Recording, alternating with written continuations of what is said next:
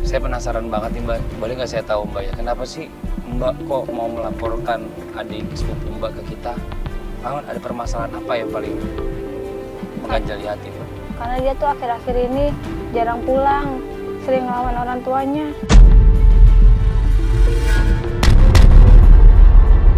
Saya cuma pengen tahu dia tuh sebenarnya kerja apa. Setiap kerja tuh bawa pulang banyak duit. Kerjanya tuh nggak jelas. Terus kelakuan sama orang tuanya sampai kayak gimana sih Mbak? Pokoknya kasar, ngomong udah mulai kasar. Mungkin kasar sama orang tua, udah seolah kayak nggak menghargai lagi orang tuanya gitu Mbak. Iya. Terus satu permasalahan lagi tadi adalah bahwa dia ini suka dapat uang banyak. Tapi nggak jelas dia sebenarnya nggak kerja, nggak ada pekerjaan tetap. Nggak ada pekerjaan tetap. Tapi yang anehnya tuh dia kalau pulang selalu bawa duit banyak dengan jumlah banyak. Saya ngerti maksud Mbak ya. Jadi banyak kecurigaan yang Mbak dapatkan di sana Mbak ya. Iya. Dan kita perlu pembuktian untuk itu semua Mbak. Tolong bantuin sadarin adik saya. Insya Allah Mbak, saya nggak bisa membantu menyadarkan. Saya cuma sebagai perantara aja. Semua kembali lagi kepada Allah semuanya Mbak ya. Mbak juga bantu dengan doa ya Mbak. Iya.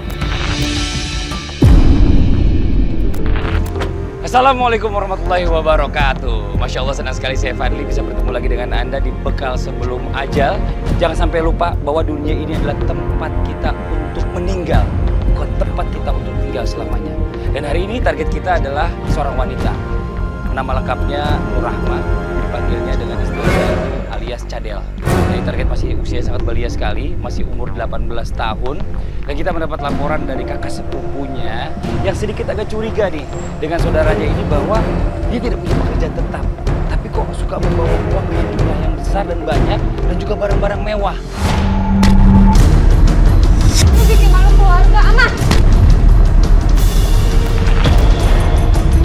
Siapa yang nyusahin? Gue gak nyusahin, gue nyari Amah. duit. Kalau gue nyusahin, gue pulang, gue gak mau duit. Itu semua lu bawa nih. Rahma alias Cadel, 18 tahun, seorang anak durhaka.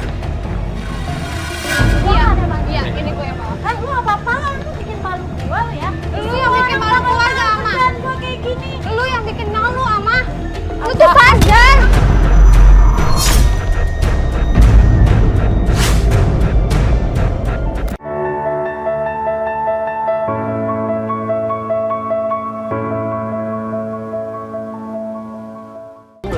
Hari ini kita sudah bersama dengan narasumber kita berada dalam mobil dan dia tidak mau diekspos karena mungkin saja ya mudah-mudahan prasangka tak terduga ya, maksudnya bahwa memang sepupunya ini tidak melakukan hal yang negatif dalam tanda kutip. Dan kebetulan tim kita juga sudah melakukan investigasi, ada tim kita yang bernama Oki yang sudah menuju ke sini. Buat perjanjian sama dia nih. Di apartemen aja, wah ini udah kata-katanya udah menjurus ya Ki ya. Oke, ini udah bicara tentang booking. Dan nanti di apartemen. Sementara kita ketemu janjian di kafe dulu. Iya. Jadi gua udah bikin harga juga. Oke, boleh gue unjukin ke saudaranya dulu ya, boleh ya. Nah, untuk membuktikan ini juga pemirsa yang ada di rumah nih. Kita kasih lihat. Ya, Mbak lihat dulu Mbak ya. Ini chattingannya Cadel sama tim kita. Nah, kalau lihat dari chattingan ini anak positif Mbak. Kalau gitu sekarang kita dan tim akan bertemu dengan target dan mungkin saya akan mencoba untuk menyamar supaya target nggak mengenali kita juga, ya. Saya coba renegosiasi dengan dia. Ya, Oke, boleh Ki. Maaf, ya Ki ya. Nanti kita janjian di mana Ki? Di kafe. Kalau gitu, Oki sekarang jemput target, ya, ketemu dengan target, kita ketemu di sana aja. Saya langsung nyamar aja ya. Oke, lo berangkat, nanti kita langsung ketemu. Oke, ya, sukses ya. Oke, kita langsung menuju ke lokasi.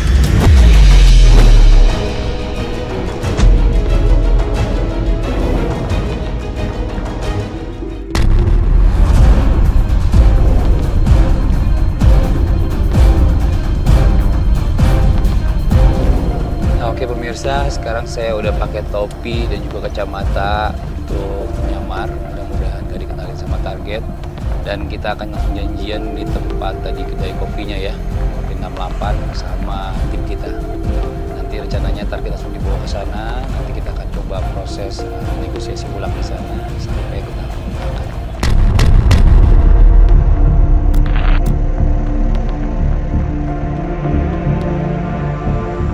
Ini dia nih tempatnya nih teman-teman nih, itu dia tempat Kopi 68. Oke, di sini aja ya, Pai. Parkir ya, Pai. Oke.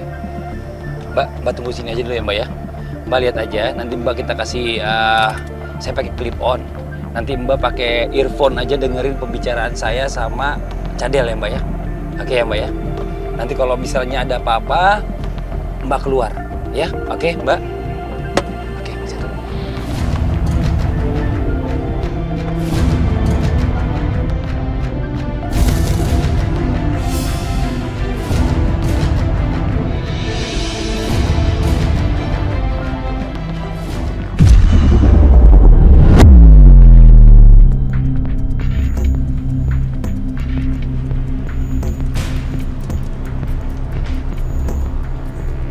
Lagi, mana lagi?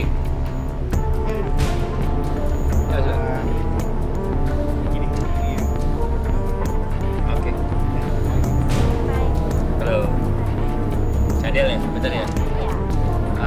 Oke. Sorry ini, lu nggak main-main harga kan? Apa yang sih gue main harga bang? Ayo langsung katanya gitu ya. Jadi berapa Mbak? Sekali main apa kan?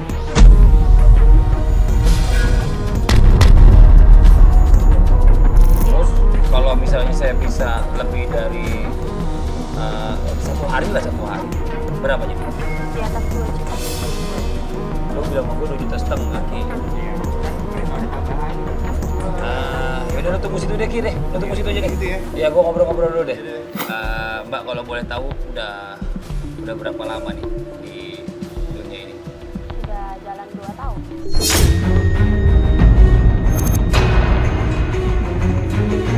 Oh, jalan 2 tahun. Iya. Tapi Mbaknya kayaknya masih muda banget Mbak ya. Kalau 1 hari berapa orang bisa yang dilayani Mbak? Ya bisa 2 orang, 2-3 orang.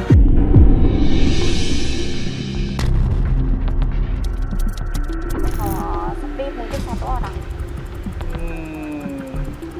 Emang seminggu nggak ada target tiba-tiba banyak atau bagaimana, nggak ada target juga ya Mbak ya? Enggak juga sih. Terus duitnya buat apa sih Mbak kalau boleh tahu Mbak? Ya, kok abang ngepoin saya? Abang mau booking saya atau mau ngepoin saya?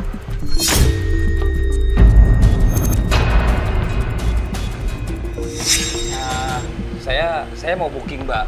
Sebentar Mbak. Ah, Mbak. Kalau nggak jelas saya cabut Mbak, nih ya. oke.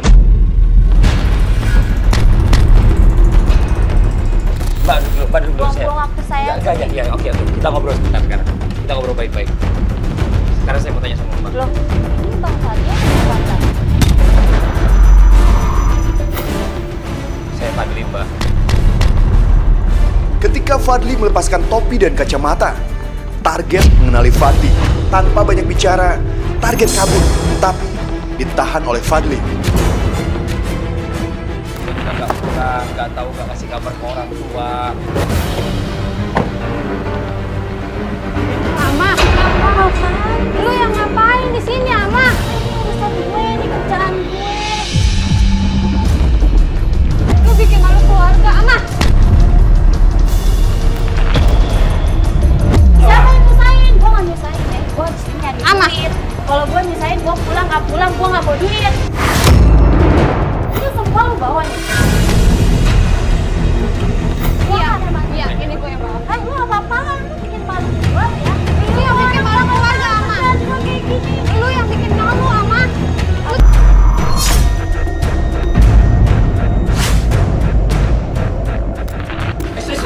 Ama! Sebentar. Ini apa-apaan ya? Gua nggak ada urusan sama lo. Saya sengaja jemput ini. Iya. Saya tahu Pak. Ini udah kerjaan saya setiap hari. Saya jemput ini. Oke. Bapak dibayar berapa, Pak? 200.000. Saya bayar, Bapak. Oke, Bapak saya bayar. Saya bayar, Bapak. Saya bayar. Tapi saya minta sama Bapak jangan ikut campur. Bapak pergi dulu sekarang dari Ini sini. Oke? kerjaan.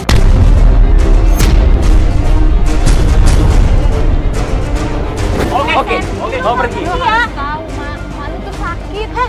Gue buang-buang waktu banyak. Lu lihat itu duit. Lu sakit. Lu lihat ini. Lihat. Gue nggak mau ngeliat apa. Lihat ini. Mak lu sakit. Mak gue balik mungkin. Lu tuh sadar. Gue nggak mau balik ya. Lu harus sakit, Mak. Ama. Lu lihat video lu sekarang. Gue nggak mau. Lu lihat video mak lu tuh sakit. Gak mungkin, Mak. Lu lihat dulu makanya. Lu lihat dulu. Lu tuh bikin malu keluarga, Mah. Mak gue sehat-sehat aja. Mak lu sakit udah seminggu, Mah. Mak gue biar gue balik paling cuma bohongan doang. Ama, lu lihat video lu. Ini apa nih kamera nih? Lu lihat video lu.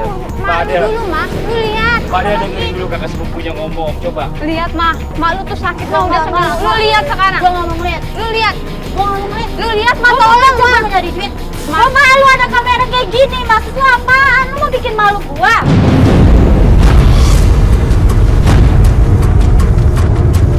Yang ada lu, Mah, yang bikin malu keluarga. Sama keluarga nyari duit. Lu nggak perlu tahu. Biarin ini urusan gua. Emang itu urusan lu, tapi lu tahu. Malu tuh sakit, Mah. Udah seminggu. Lu lihat ini video malu. Iya itu mak, lu mah sakit. Sekarang lu ikut gua pulang.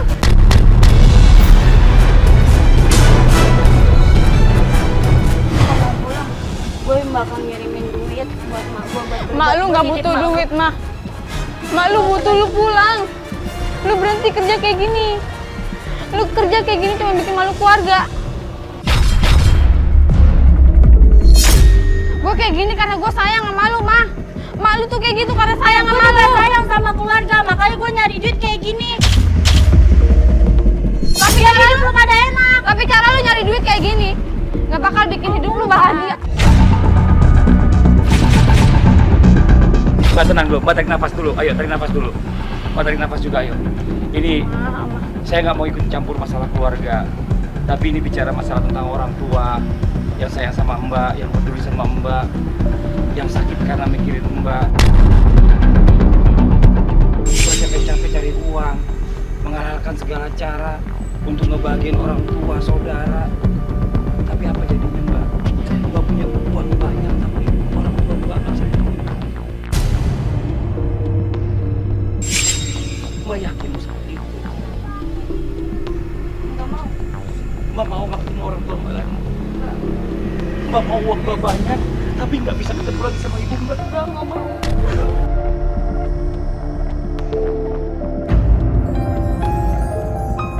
Mbak Jadel ikut saya. Nanti kita akan ketemu sama Pak Ustadz di Pondok Hijrah. Sama-sama belajar nanti di sana. Belajar untuk menjadi orang yang lebih baik, yang tidak melanggar larangan-larangan agama. Bagaimana caranya kita bisa mencari rezeki yang halal, ya Mbak ya? Mbak mau?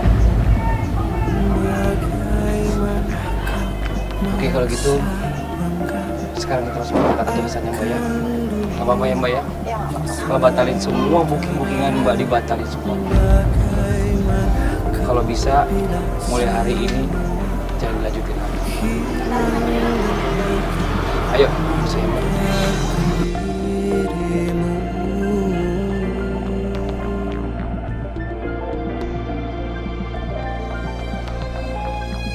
Lo harus berubah, Ma. Iya. Gue nggak mau lu kayak gini.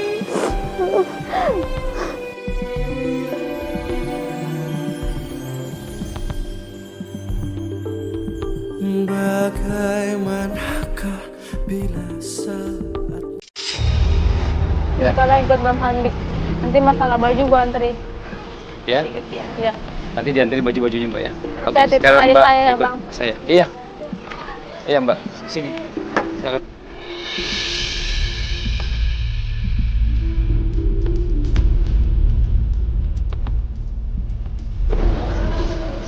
Alhamdulillah kita udah bisa berhasil ngajak Mbak Cadel menuju ke Pondok Hijrah. Mudah-mudahan hari ini kita sama-sama bisa belajar untuk menjadi orang yang lebih baik, untuk jadi anak yang tidak durhaka kepada orang tua, dan juga anak yang bisa memberikan orang tua kebahagiaan dengan memberikan rezeki yang halal. Ya sama-sama kita berangkat ke Pondok Hijrah.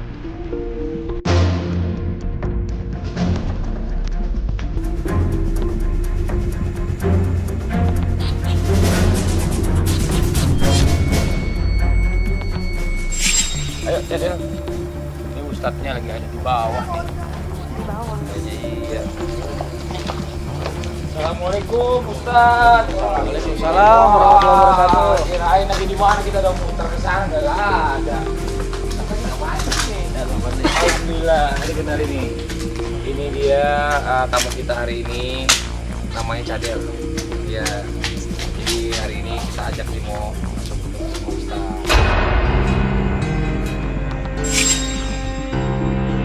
Jangan langsung bawa ganti baju dulu deh. Oh gitu. Ya. Ada santri di mana? Ada, coba tolong santri diantar. Hana, Ya. Terus kita gimana nih Ustadz, nungguin dia di mana? kita nunggu di tempat muasabah aja. Ya udah. Biar anak lagi nerusin kerjaan. Misi yuk, mas ya, yuk.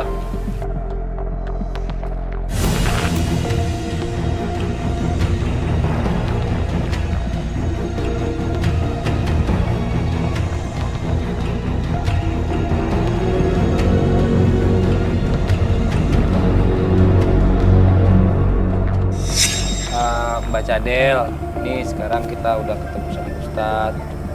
Mbak Cadel, sekarang kita mencoba masuk ke proses muhasabah, di mana Mbak Cadel ini bisa mengungkapkan semua isi hatinya, kenapa selama ini melakukan hal-hal yang tidak disetujui oleh orang tua, apalagi dilarang agama, sampai dengan mencari uang di cara yang tidak diridhoi oleh Allah.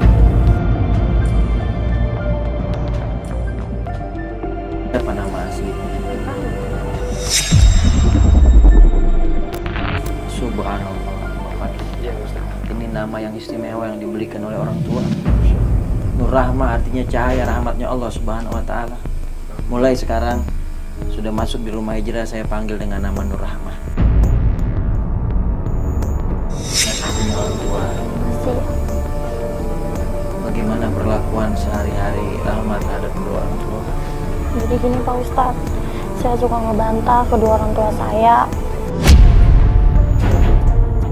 Saya suka ngelawan, sampai saya pernah minta uang sama mama saya nggak dikasih. Akhirnya saya dorong mama saya. Astagfirullahaladzim. Rahmat tahu perbuatan yang Rahmat lakukan itu sesuatu perbuatan dosa besar. Jadi selama ini Rahmat tinggal sama orang tua, Saya ngekos. terus ngekosnya itu bayarnya uang dari mana? Saya bayar itu. Saya frustasi Pak Ustadz.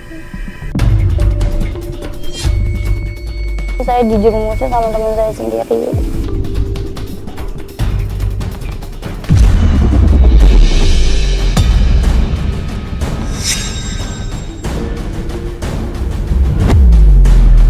Astagfirullahaladzim. Memang kamu terjerumus dengan teman-teman kamu itu, terjerumus seperti apa yang dimaksud? Ngejurumin saya biar saya jalan sama orang yang lebih tua dari saya dapat duit.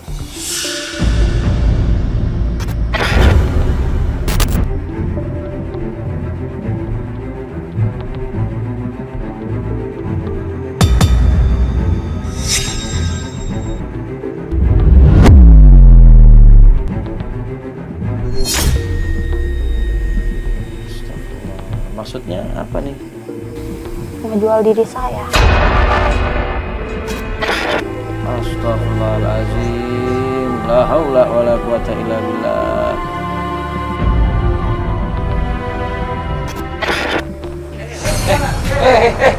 Anak. Tolong, anak, tolong. Ikut.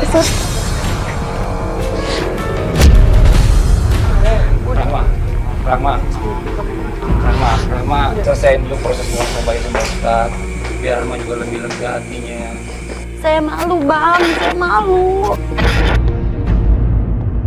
Rahma nggak usah malu. Mudah-mudahan ini bisa jadi contoh buat teman-teman yang ada di luar sana yang sekarang belum mau juga mengakui seperti Rahma. Jadi mau mengakui kesalahannya dan tidak akan melakukan lagi hal yang seburuk ini yang dilakukan. Aku juga bisa merasakan apa yang kamu rasakan. Tapi kamu tenang aja.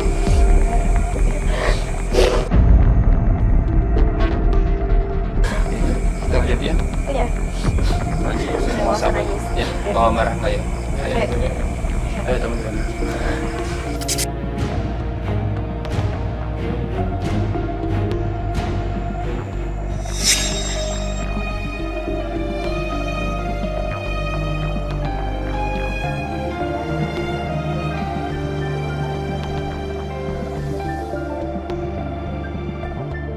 Bagaimana kau merasa bangga akan dunia yang sementara?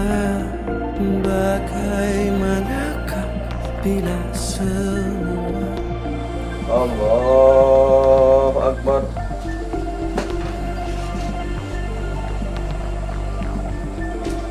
Bismillahirrahmanirrahim. Alhamdulillahirabbil alamin. Arrahmanirrahim. Maliki yaumiddin.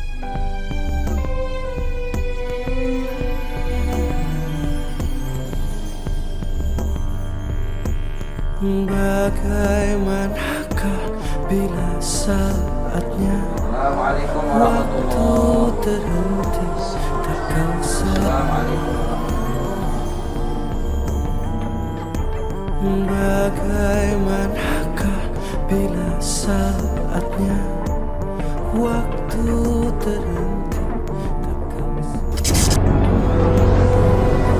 Ya pemirsa, setelah kemarin kita melewati proses muhasabah, sekarang kita masuk ke proses selanjutnya adalah shock terapi. Shock terapi ini sepertinya kali ini Ustadz menyiapkan banyak hal nih Ustadz. Apa aja bisa dijelaskan Ustadz? Ya begini Pak Fadli. Iya Ustadz. Kita siapin shock terapi untuk malam hari ini. Ada perumpamaan ibroh daripada azab atau penghukuman bagi pezina, baik laki-laki atau perempuan di dunia. Dan yang kedua, azab bagi mereka nanti di neraka Allah Subhanahu wa taala. Nah, yang hari ini akan coba diberikan apa nih Ustadz? Kita akan perlihatkan bagaimana proses rajam. Ya.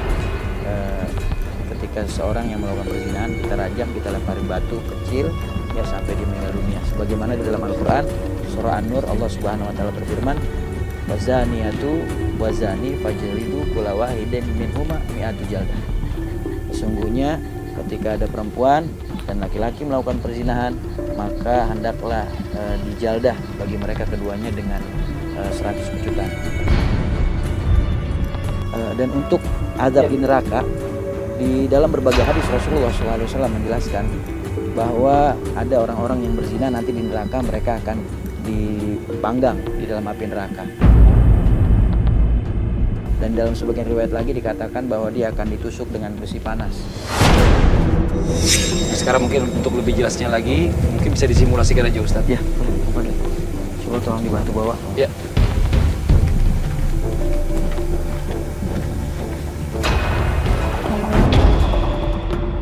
Mbak Rahma, ini sekarang kita memakai peraga dulu. Peraga kita gunakan ini adalah boneka. Mbak Rahma perhatikan baik-baik. Ya. Nanti kita akan lanjutkan lagi. Peraganya bukan boneka, tapi peraganya nanti adalah parang. Bagaimana santri siap? Ustadz kisah sedikit.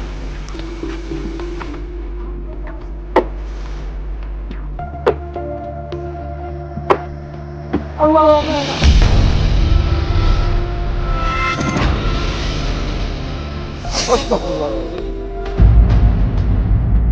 Nah sekarang Mbak Rahma, tolong diatur Mbak. Di posisi tadi boneka. Ya. Dan ini maaf. Tolong tarik barang. Pak Ustadz, saya nggak mau kayak boneka tadi. Mbak Rahma. Tenang. Saya nggak mau Pak Ustadz. Ini balasan buat orang-orang yang melakukan perbuatan zina di dunia. Ini hukumannya. Saya nggak mau kayak boneka yang tadi. Saya takut Pak Ustadz. Kalau kamu tidak mau diperlakukan seperti boneka yang tadi, maka tinggalkan perbuatan perzinahan.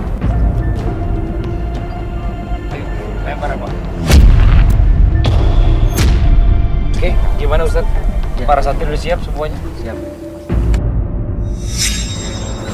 Mbak Rahma siap? Siap Pak Ustadz. Istighfar. Astagfirullahaladzim. Bismillahirrahmanirrahim. Ampun Pak Ustadz. Udah Pak Ustadz jangan sakit. Minta maaf sama Allah. Astagfirullahaladzim. Istighfar. Astagfirullahaladzim.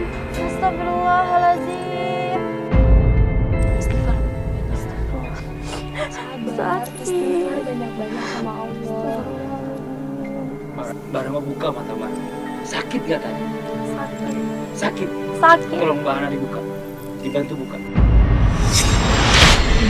Tomat yang sudah direbus yang lembek, Mbak. Bagaimana dengan batu?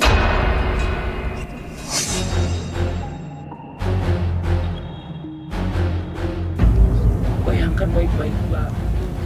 Apa Mbak Rahma masih mau melakukan hal tersebut? Apa Mbak Rahma masih mau mengulanginya lagi, Mbak? Enggak.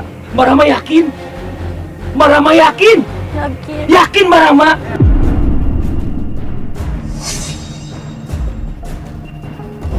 Ustaz, Ya, Pak.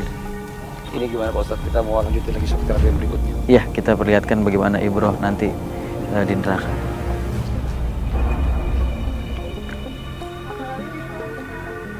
Ini perumpamaan buat orang-orang yang melakukan perzinahan, ya, nanti adabnya di neraka seperti ini.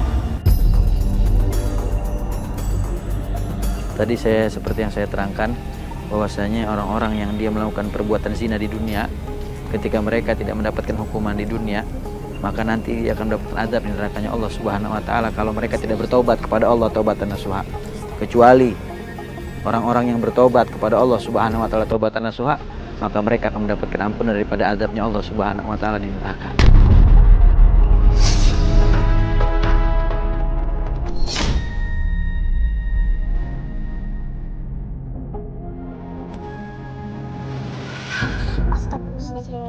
Pak Ustadz, saya nggak mau, Pak Ustadz.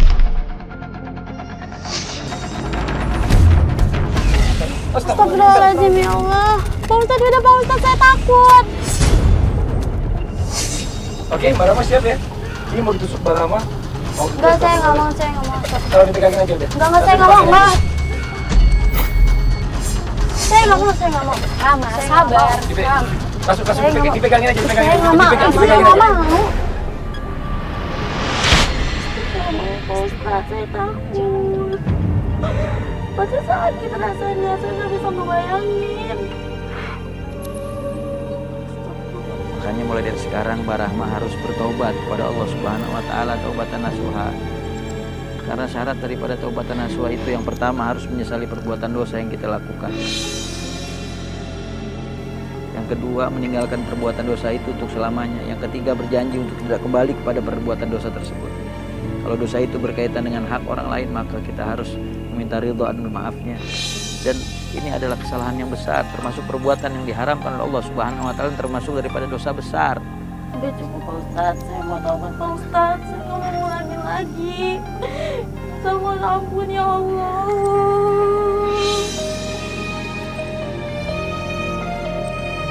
Mama, maafin aku, ya Allah. Mama banyak salah. Maafin aku, Mama. Rami lagi. Ya Allah, maafin ya Allah. Bagaimanakah bila semua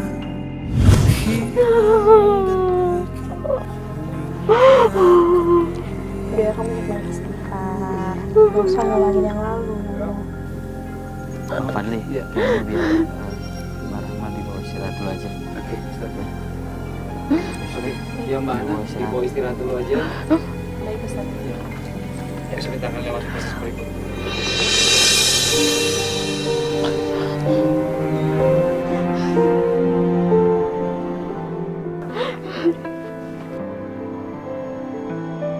Buat pemirsa yang ada di rumah, sekarang kita masuk ke proses yang terakhir, proses muzakarah, di mana kita akan mengkafani target kita hari ini, tamu kita Mbak Rahma. Sudah siap Mbak Rahma? Oke, Mbak Rahma sekarang diposisikan, kepalanya masuk ke sini. Ayo silakan Mbak. Di atas. Dibantu Mbak.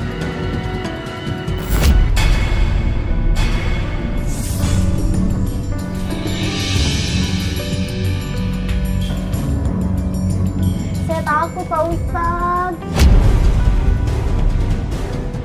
Saya nggak mau, Pak Ustadz. Saya takut. Nggak apa-apa, bismillah. Enggak, saya takut. Enggak, saya takut. Oke. Papa, kita semua bakal ngelindungin kamu kok. Mbak Ana, nggak apa-apa, biar tunggu dulu aja. Sekarang sebelum dikafani, Mbak Rahma bisa tolong kita biar Coba diisi.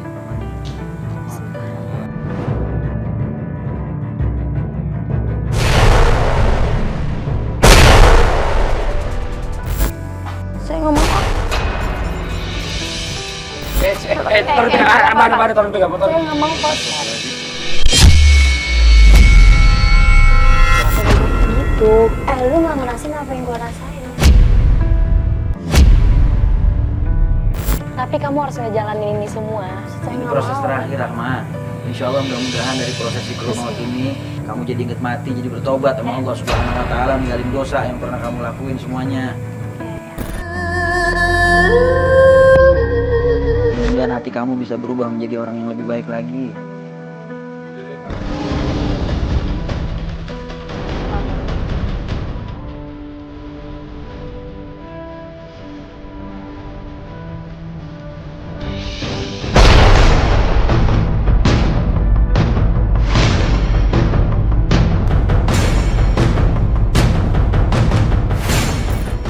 Takut Pak Ustadz, takut. Takut. Kamu banyak-banyak doa.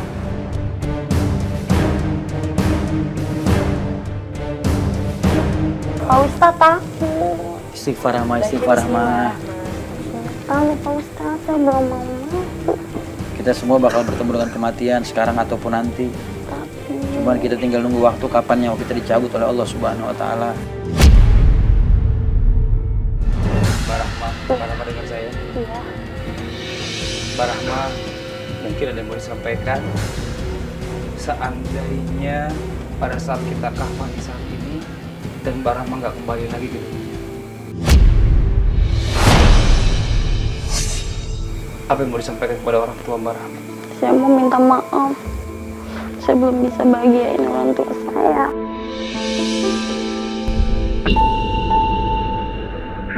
Saya cuma bisa bikin susah.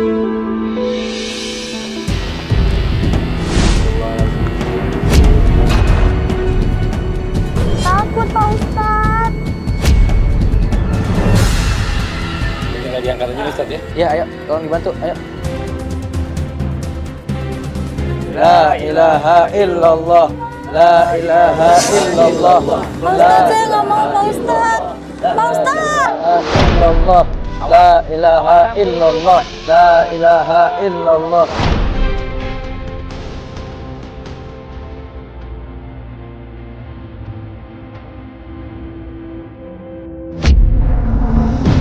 Kita udah sampai di liang lahat buat Mbak Rahma. Mbak Rahma istighfar terus, jangan berhenti, jangan putus Mbak Rahma.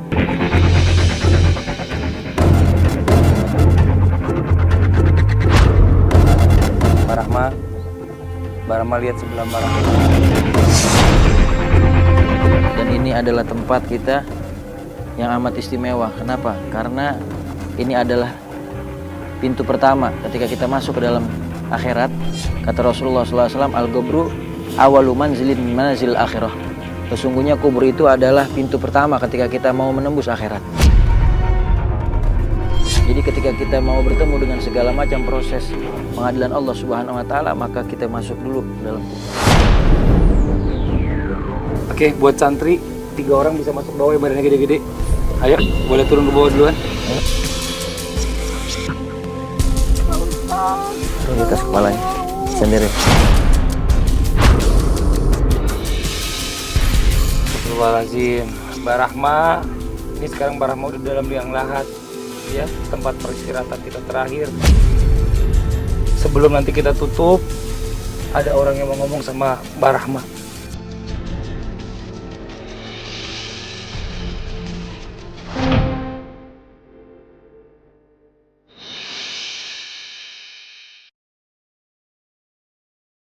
Siapa yang di atas? Kakak sepupu, Siapa? Seti. Seti. Saya nggak mau. Kita bisa tembus sama Rahma. Ini karena laporan dari Seti. Yang peduli sama Rahma, yang sayang sama Rahma, yang pengen Rahma jadi orang baik. Septi, silakan disampaikan pesan-pesan. Mama, supaya lu berubah. Kakak nggak minta apa-apa. Lu tuh berubah jadi anak yang lebih baik. Jangan ngelawan lagi. Sayang sama orang tua. Gue sayang sama lu, Sep. Makasih lu udah mau bikin gue kayak gini. Kalau nggak ada lu, gue nggak bakal kayak gini. Makasih ya, Sep.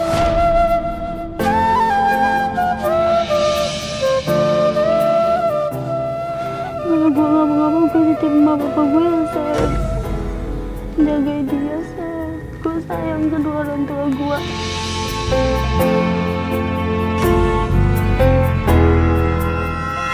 Mbak Rahma, sekarang kita mau tutup, kita mau tinggal. Nggak ada orang yang nemenin Mbak Rahma di sini, cuma Mbak Rahma sendiri. Ya, kalau ada apa-apa Mbak Rahma teriak, ya, supaya kita bisa datang buru-buru langsung nyamperin Mbak Rahma ke sini. Ya Mbak Rahma, sekarang kita tutup. Ayo, mana santri tutup dulu. Istighfar Mbak Rahma. Astagfirullah. Astagfirullahaladzim.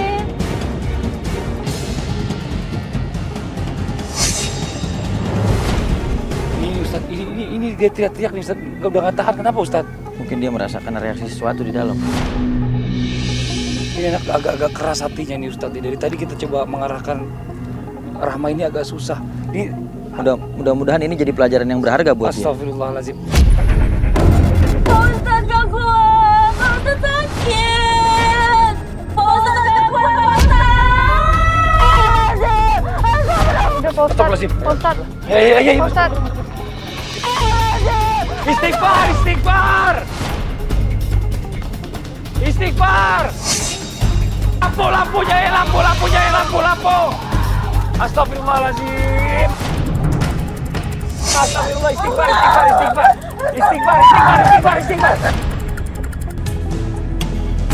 Rahma, istighfar.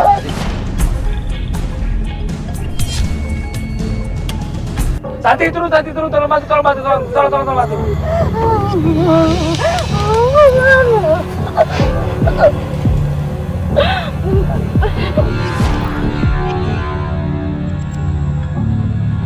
Rahma cepet naik ke sini. Naik. Awas kau dipegang. Awas selamat. Dikot ya, kalau nggak kot bilang kalau teman-temannya. Tanah itu kan.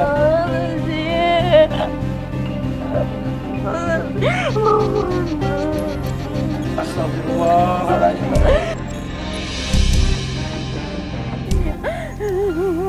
Rahma bisa cerita tadi pengalaman apa yang ada di dalam tadi sana?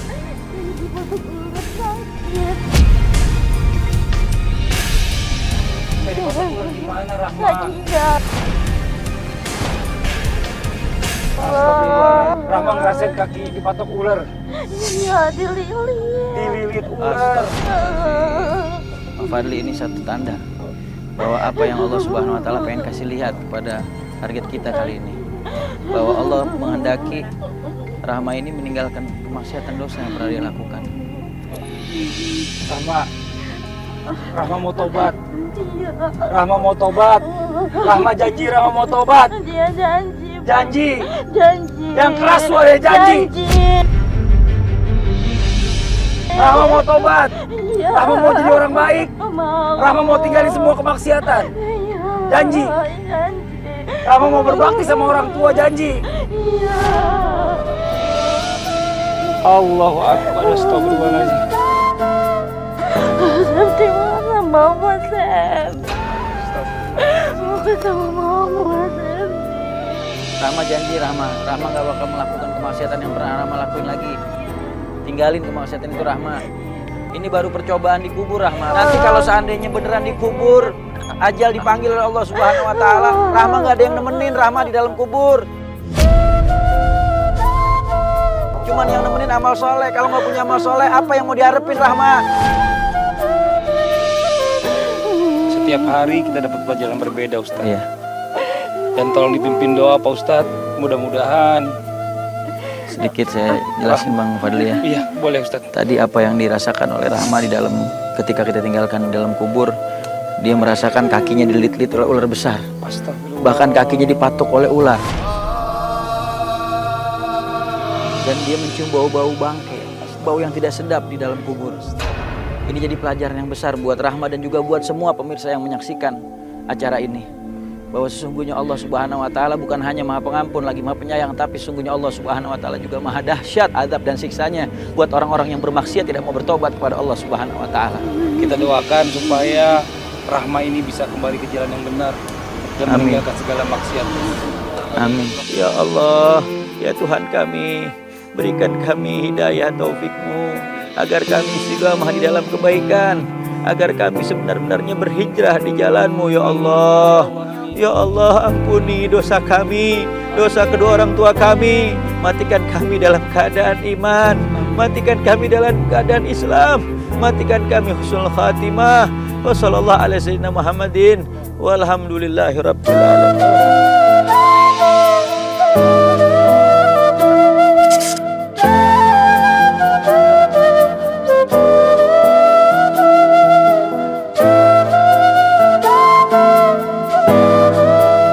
Biasanya setelah proses muzakarah kita langsung selesai, tapi hari ini agak berbeda. Kita lihat Ustadz Ahmad kan sepertinya ingin memberikan tambahan pelajaran khusus nih buat Mbak Rahma, yaitu mengaji. Dan hari ini Mbak Rahma akan belajar mengaji dengan Pak Ustadz. Mudah-mudahan bekal mengaji yang didapatkan di Pak Ustadz ini bisa diimplementasikan di rumahnya setiap harinya. Amin. Kalau gitu saya ada sesuatu yang ingin saya sampaikan juga kepada Anda. Saya pikir. Alamin. Ar-Rahmanir-Rahim.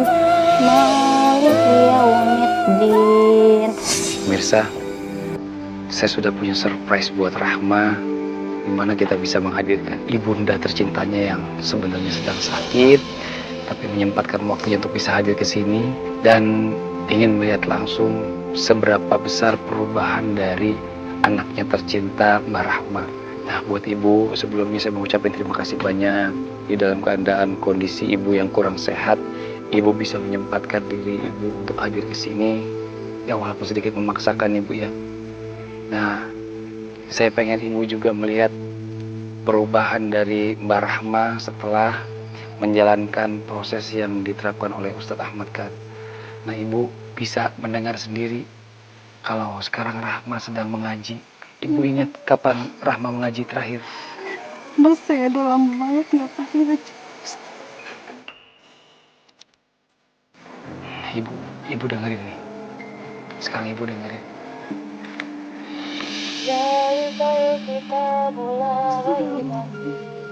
Saya nggak pernah dengar Rahma ngaji.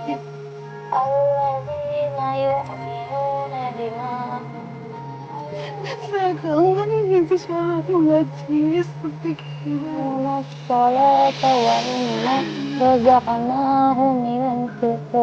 Kemarin salah satunya Rahma melewati proses yang namanya muzakarah, di mana Rahma dikubur dan di sana dia benar-benar pengen bertobat, dia pengen minta maaf, dia pengen kembali lagi ke jalan Allah, dia pengen berbakti pada orang tuanya, dia mau membahagiakan orang tuanya.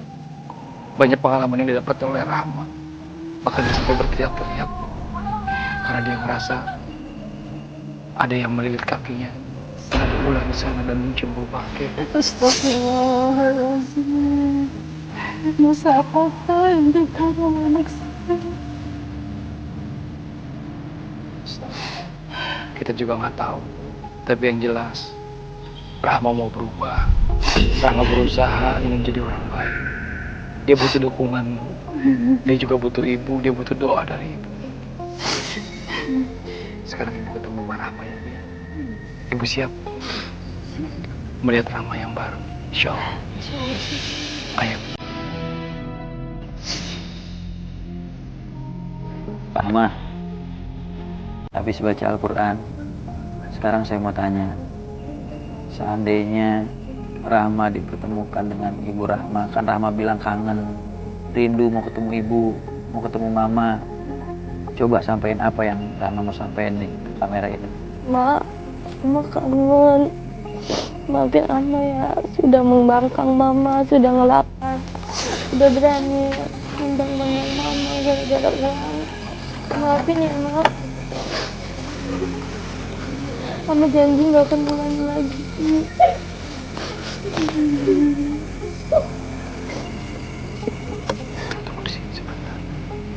Assalamualaikum. Rahma, gimana kabarnya? Rahma, coba sekarang Rahma nengok ke belakang, lihat ke belakang. Ada siapa di belakang Rahma?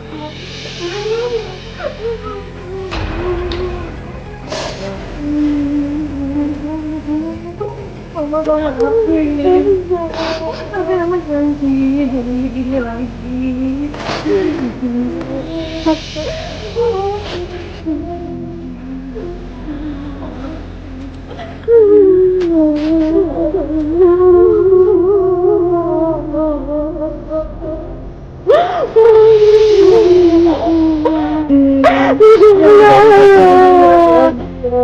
Mama sayang sama Rahma, ya Allah. Terima kasih Pak Ustadz. Terima kasih Pak. Harus saya telah berubah. Ini adalah harus saya lakukan.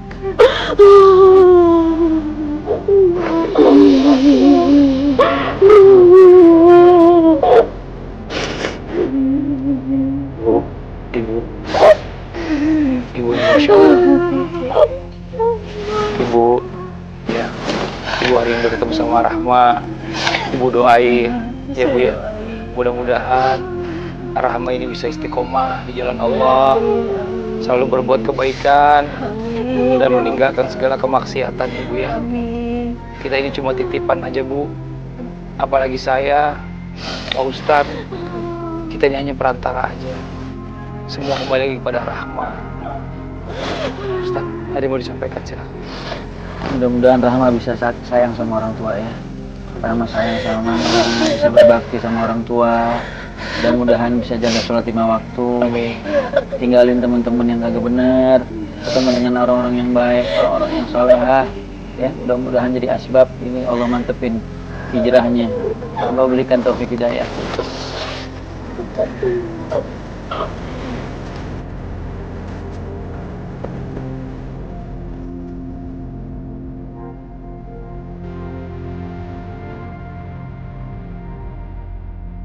Rahma udah bisa pulang, ya. Bisa pulang. Ya. Alhamdulillah.